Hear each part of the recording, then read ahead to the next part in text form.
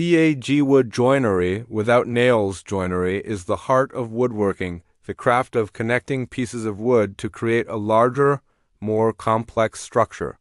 Long before the advent of modern fasteners like nails, screws, or metal plates, artisans developed sophisticated methods to join wood using nothing but the wood itself. These techniques, born from necessity and refined over centuries, are not just historical curiosities. They represent the pinnacle of craftsmanship, creating bonds that are often stronger and more enduring than any metal-fastened joint. This is the world of traditional wood joinery, where precision, understanding of the material, and clever design come together to create seamless, powerful connections. The beauty of these joints lies in their self-sufficiency. They rely on the inherent properties of wood, its grain, its strength, and its slight flexibility to lock together. From the simple to the incredibly complex, each type of joint is a puzzle, and when solved correctly, it results in a piece that is both structurally sound and aesthetically pleasing, a testament to the skill of its maker. At the core of nail-less joinery are a few fundamental principles: interlocking geometry, friction, and the strategic use of wood's grain. The most basic and widely known of these joints is the mortise and tenon. This joint consists of a male part, the tenon, which is a projecting tongue cut at the end of a piece of wood, and a female part, the mortise, which is a corresponding hole or slot cut into another piece. When the tenon is inserted into the mortise, a strong right-angled connection is formed.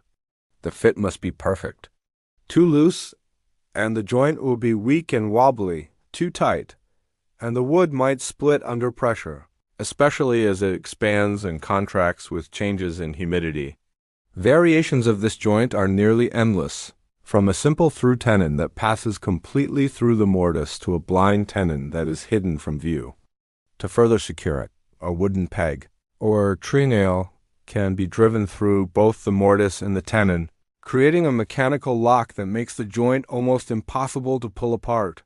Another iconic and visually stunning technique is the dovetail joint. Instantly recognizable by its series of interlocking trapezoidal pins and tails, the dovetail is most commonly used to join the corners of boxes, drawers, and carcasses. Its genius lies in its mechanical strength. The angled shape of the pins and tails means that the joint can only be assembled in one direction and, once seated, it strongly resists being pulled apart. A through dovetail, where the end grain of both pieces is visible, showcases the artisan's skill and adds a decorative element to the piece.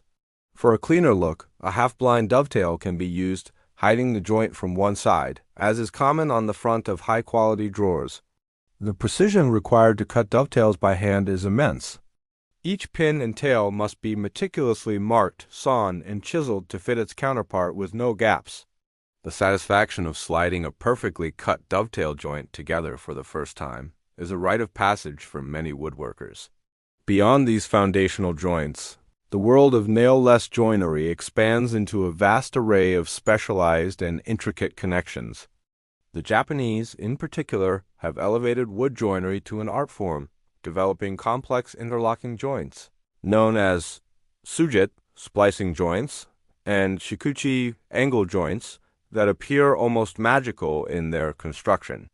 Some of these joints, like the kanawachugi, can join two beams end to end with a puzzle-like connection that locks itself together with a final sliding key piece. These joints were developed for post and beam construction in temples and houses, designed to be strong yet flexible enough to withstand earthquakes. Other techniques include the box joint, which is a simpler version of the dovetail using rectangular fingers, and the bridle joint, which is like a sturdier, open-ended version of the mortise and tenon used for frames. Each of these methods demonstrates a deep understanding of how wood behaves under different stresses, using its natural strengths to create a union that will last for generations, far outliving the metal fasteners that might have rusted away. The legacy of these techniques is a celebration of pure woodworking, where the material itself provides both form and function.